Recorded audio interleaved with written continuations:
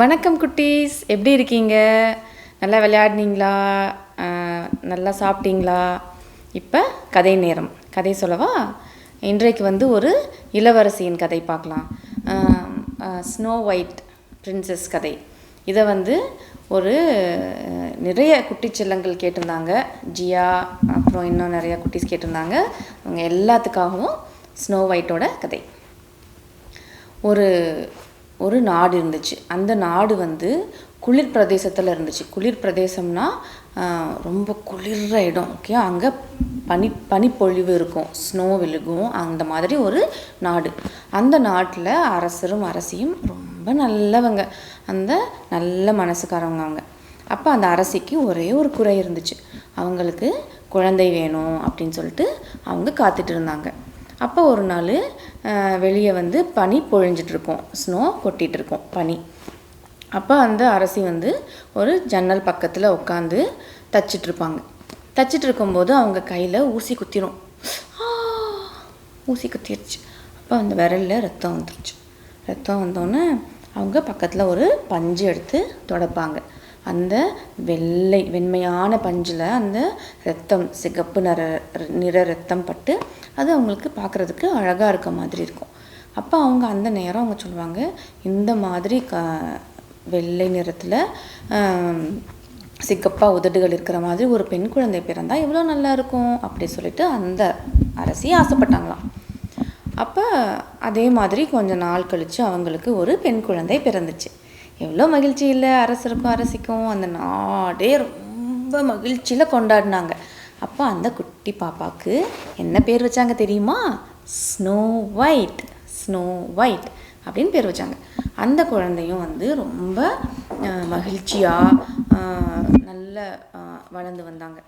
ஆனால் அவங்களோட மகிழ்ச்சி ரொம்ப ஆண்டுகள் நீடிக்கலை. அந்த குழந்தை ஒரு 7-8 வயசு இருக்கும்போது அந்த ஸ்னோ ஒயிட்டோட அம்மா அரசி இறந்து போயிட்டாங்க. இறந்து போனதுக்கப்புறம் அரசரும் ஸ்னோ ஒயிட்டும் தனியாக இருந்தாங்க. அப்புறம் கொஞ்ச நாள் கழித்து அரசருக்கு எல்லா வேலையும் பண்ணுறது கஷ்டமாக இருக்கும். அப்புறம் நாட்டு வேலையை பார்த்துக்கிறது, குழந்தைய பார்த்துக்கிறது, இதெல்லாம் அவங்களுக்கும் உடம்பு தளர்ச்சியாயிரும். அப்போ அவங்க சரி, நம்ம நாட்டுக்கு ஒரு அரசி வேணும் அப்படின்னு சொல்லிட்டு ஒரு கல்யாணம் பண்ணுவாங்க. அந்த அரசி அழகாக இருப்பாங்க, ஆனால் அவங்க மனசு அழகாக இல்லை. அவங்க மனசில் கர்வம், தான் எல்லாத்துலேயும் இருக்கணும், தான் அழகு அப்படின்றது முக்கியமானது. என்னன்னா அவங்களுக்கு ஸ்னோ ஒயிட்டை பிடிக்கவே இல்லை.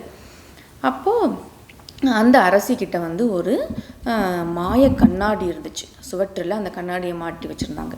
இந்த அரசி அந்த கண்ணாடி கிட்ட போய் அப்பப்போ போய் கேட்பாங்க. எப்படி கேட்பாங்களாம்? சுவற்று கண்ணாடியே, யார் ரொம்ப அழகு அப்படி கேட்பாங்க. அப்போ அந்த கண்ணாடி சொல்லும், அந்த கண்ணாடியில் ஒரு குரல் வரும். அந்த குரல் சொல்லும், வேறு யார் இந்த உலகத்தில் அழகாக இருக்கா? நீங்கள் தான் அரசியே அப்படின்னு சொன்னோன்னே அப்படி சொல்லிட்டு அவங்களுக்கு ரொம்ப மகிழ்ச்சியாக இருக்கும். அந்த அரசிக்கு அப்படியே போயிடுவாங்க. இப்படியே அவங்க அடிக்கடி கேட்டுகிட்டே இருப்பாங்க. இப்போ ஸ்னோ ஒயிட்டும் வளர்ந்து பெரிய பொண்ணாக ஆகிட்டே இருக்கா. அப்போ ஒரு நாள் அரசருக்கு நாட்டில் நிறைய பிரச்சனைகள் இருக்கும். ஒரு இடத்துல அங்கே பார்க்கணும்னு சொல்லிட்டு அவங்க கிளம்பி போயிடுவாங்க. அப்போ ஸ்னோ ஒயிட்டை இந்த அரசி நல்லா பார்த்துக்கவே மாட்டாங்க, கஷ்டப்படுத்துவாங்க. அப்போ ஒரு நாள் இந்த அரசி கண்ணாடி கிட்ட போய், சுவற்றில் இருக்கும் கண்ணாடியே, யார் அழகு இந்த உலகில் அப்படி சொல்லி கேட்பாங்க. யார் இந்த உலகத்தில் ரொம்ப அழகானவங்க அப்படின்னு சொல்லிட்டு அந்த கண்ணாடி கிட்ட கேட்பாங்க. அந்த கண்ணாடி மன்னிச்சுக்கோங்க அரசி, நீங்கள் இல்லை. நான் இல்லையா? ஆமாம் அரசி. அப்போ யார் அழகு இந்த உலகத்தில் கேட்பாங்க. அப்போ அந்த கண்ணாடி சொல்லும், ஸ்னோ ஒயிட். அப்போ அரசிக்கு ரொம்ப கோவம் வந்துடும். அது எப்படி ஸ்னோ ஒயிட் என்னை விட அழகாக இருக்கலாம் அப்படி சொல்லிட்டு உங்களுக்கு கோவம் வந்துடும். அப்போ ஒரு வேட்டைக்காரனை கூப்பிட்டு அவனுக்கு நிறைய பொண்ணும் பொருளும் கொடுத்து ஸ்னோ ஒயிட்டை காட்டில் போய் நீ கொலை செஞ்சுட்டு அந்த பொண்ணோட இதயத்தை எனக்கு கொடுக்கணும் அப்படின்னு சொல்லிடுவாங்க. இவ்வளோ கொடூரமாக பார்த்தீங்களா? அப்போ அந்த வேட்டைக்காரன் காட்டுக்கு கூட்டிகிட்டு போவான். ஸ்னோ ஒயிட்டை கூட்டிகிட்டு போயிட்டு கொஞ்சம் தூரம் போனதுக்கப்புறம் அங்கே பறவைகள்லாம் பாடிட்டுருக்கோம். இப்போ ஸ்னோ ஒயிட்டு பறவைகள் மிருகங்கள்லாம் பார்த்துட்டு மகிழ்ச்சியாக அவங்க கூட அன்பாக அந்த மாதிரி விளையாடிட்டு இருப்பான். அப்போ அந்த வேட்டைக்காரனுக்கு இவ்வளோ நல்ல மனசு பொண்ணாக இருக்குது, இந்த பொண்ணை எப்படி கொல்றதுன்னு மனசு வராது. அப்போ அவர் சொல்லுவார், இந்த மாதிரி அரசி உன்னையே கொல்ல சொன்னாங்க, எனக்கு மனசு கேட்கல, நான் இப்போ கொல்ல மாட்டேன். ஆனால் நீ திரும்பியும் அரண்மனைக்கு போனேன்னா வேறு யாராவது வச்சு அவங்க உன்னைய கொன்னாலும் கொன்றுவாங்க. அதனால இப்படியே இந்த காட்டில் நீ எங்கேயாவது ஓடி போயிரு, திருப்பி அரண்மனைக்கு போகாத அப்படின்னு சொல்லிட்டு அவர் போயிடுவார். போய் ஒரு மானை கொன்று அந்த இதயத்தை கொண்டு போய் அந்த அரசிக்கிட்ட வேலையை பண்ணிட்டேன்னு சொல்லிடுவார். இப்போ ஸ்னோ ஒயிட்டுக்கு அழுகியாக வரும், எவ்வளோ கஷ்டமாக இருக்கும் இல்லையா? அப்போ அதுதான் அழுதுகிட்டே இருக்கும், ஒரு மரத்தடியில் உட்காந்து அழுது அழுது அழுது தூங்கிடும். தூங்கினோடனே காலையில் நல்ல பறவைகள்லாம் பாட்டு பாடுற சத்தம் கேட்கும், கீச் கீச் கீச் கீச்சுன்னு. நல்லா மறுநாள் பகல் காலையில் வந்திருக்கும். அப்போது பறவைகள்லாம் ஸ்னோ ஒயிட்டை அப்படியே அவரோட துணியை பிடிச்சி ட்ரெஸ்ஸை பிடிச்சி கூட்டிகிட்டு போவாங்க. அங்கே போனால் ஒரு குட்டி வீடு இருக்கும், அழகாக இருக்கும். இப்போ ஸ்னோ ஒயிட் யோசிப்பா, போகலாமா வேணாமா, ஆனால் ரொம்ப களைப்பாக இருக்கும். சரி போய் பார்க்கலாம் அப்படின்னு சொல்லிட்டு அந்த கதவை திறந்து உள்ளே போனால் அந்த வீடு ரொம்ப வித்தியாசமாக இருக்கும். குட்டி குட்டியாக இருக்கும், குட்டி டேபிள், குட்டி சேர், பாத்திரங்கள்லாம் குட்டி குட்டியாக இருக்கும். இது ரொம்ப வித்தியாசமாக இருக்கேன்னு சொல்லிட்டு, ஆனால் ரொம்ப குப்பையாக இருக்கும், அப்படியே கலைஞ்சு கிடக்கும் இப்படி பொருட்கள் எல்லாம். அப்போ ஸ்னோ ஒயிட் போய் எல்லாத்தையும் அழகாக அடுக்கி வச்சுட்டு அந்த குட்டி குட்டி பாத்திரத்தை பயன்படுத்தி அப்போ சூப் செய்வாங்க. சூப் செஞ்சுட்டு ஸ்னோ ஒயிட் பசிக்கும், சாப்பிட்டுட்டு ரொம்ப களைப்பாக இருக்கும். போய் பார்த்தா அங்கே ஒரு படுக்கை அறை இருக்கும். படுக்கை அறையிலையும் 7 படுக்கை இருக்கும், குட்டி குட்டி குட்டியாக இருக்கும். அப்போ அதெல்லாம் சேர்த்து போட்டு ஸ்னோ ஒயிட் படுத்து களைப்பில் தூங்கிடுவாள். இப்போ என்னாகும், அந்த வீட்டில் இருக்கிறது 7 குட்டை மனிதர்கள். அவங்க குட்டையாக இருப்பாங்க, அவங்க வேலைக்கு போயிருப்பாங்க காட்டில். இப்போ 7 பேரும் சாயங்காலம் வீட்டுக்கு வராங்க. வீட்டுக்கு வந்தோன்னே வீடு சுத்தமாக இருக்குது, எல்லாமே அடுக்கி வச்சுருக்கு. என்னது இது அப்படின்னு சொல்லிட்டு உங்களுக்கு புரியாது. சாப்பாடு இருக்குது, சூப், ஆஹா நல்ல சூப் இருக்கே. இப்போ சூப்பை குடிச்சிட்டு அவங்க சொல்லுவாங்க, யார் இது பண்ணாலும் ரொம்ப நல்லவங்களாக தான் இருப்பாங்க, ஏன்னா இந்த மாதிரி வீடை சுத்தப்படுத்தியிருக்காங்க, பொருட்கள் எல்லாம் அடுக்கி வச்சுருக்காங்க, சாப்பாடு வேறு செஞ்சுருக்காங்க அப்படின்னு சொல்லிட்டு அப்படி யாராக இருக்கும் அப்படின்னு சொல்லிட்டு படுக்கை அறைக்கு போவாங்க. அங்கே ஸ்னோ ஒயிட் தூங்கிட்டு இருப்பான். அப்போ அவங்க பார்த்துட்டு இருக்கும்போது ஸ்னோ ஒயிட்டு முழிச்சிருவான். முழிச்சோன்னே பயந்துரும், யாஜியோ யாருங்க அப்படின்னு சொல்லிட்டு. அப்போ அவங்க சொல்லுவாங்க, பயப்படாத, நீ இந்த மாதிரி நன்றி சுத்தப்படுத்தி வச்சதுக்கு, எங்களுக்கு சாப்பாடு பண்ணதுக்கு, நீ யார் அப்படின்னு கேட்பாங்க. அப்போ ஸ்னோ ஒயிட் சொல்லுவாள் அவளோட கதையை. அப்போ இந்த 7 குட்டை மனிதர்கள்னு சொல்லுவாங்க, நீ இங்கேயே எங்கள் கூடயே தங்கிக்கலாம் அப்படின்னு சொல்லிட்டு அங்கேயே தங்க வச்சுருவாங்க. அப்போ ஸ்னோ ஒயிட்டு அங்கேயே மகிழ்ச்சியாக இருப்பாள். அந்த 7 பேரும் ஸ்னோ ஒயிட் கிட்ட காலையில் வேலைக்கு போகும்போது சொல்லுவாங்க, யார் கதவை தட்டினாலும் திறக்கவே கூடாது, பத்திரமா வீட்டிலே இருக்கணும் நாங்கள் வர வரைக்கும். அப்போ சரின்னு சொல்லிட்டு ஸ்னோ ஒயிட்டும் அங்கேயே இருப்பாங்க. இப்படி கொஞ்ச நாள் போயிடும். அப்போ அரண்மனையில் என்ன ஆகுதுன்னு பார்க்கலாமா? அரண்மனையில் இந்த அரசி ஒரு நாள் திருப்பி அந்த கண்ணாடி முன்னாடி போய் அப்போ கேட்குறாங்க, சுவற்று கண்ணாடியே, யார் அழகு இந்த உலகில் அப்படின்னு கேட்பாங்க. அப்போ அந்த கண்ணாடி சொல்லும், மன்னிச்சுக்கோங்க அரசி, ஸ்னோ ஒயிட் தான் அழகு. அப்போ அந்த அரசிக்கு ரொம்ப கோந்துரும், நம்ம கொலை பண்ண சொன்னோமே அந்த வேட்டைக்காரன் என்ன நம்மளை ஏமாற்றிட்டானா, இந்த தடவை நானே போய் பார்த்துக்கிறேன் அப்படின்னு சொல்லிட்டு ஒரு ஆப்பிளில் விஷம் வச்சுட்டு அந்த ஆப்பிள் எடுத்துகிட்டு அவங்க ஒரு ரொம்ப வயசான ஒரு பாட்டி மாதிரி வேஷம் போட்டுட்டு தேடி போவாங்க காட்டுக்கு போனோன்னே அப்படியே கண்டுபிடிச்சி அந்த வீட்டுக்கு வந்துடுவாங்க. அப்போ இந்த குட்டை மனிதர்கள் 7 பேரும் அவங்கவுங்க வேலைக்கு போயிருப்பாங்க.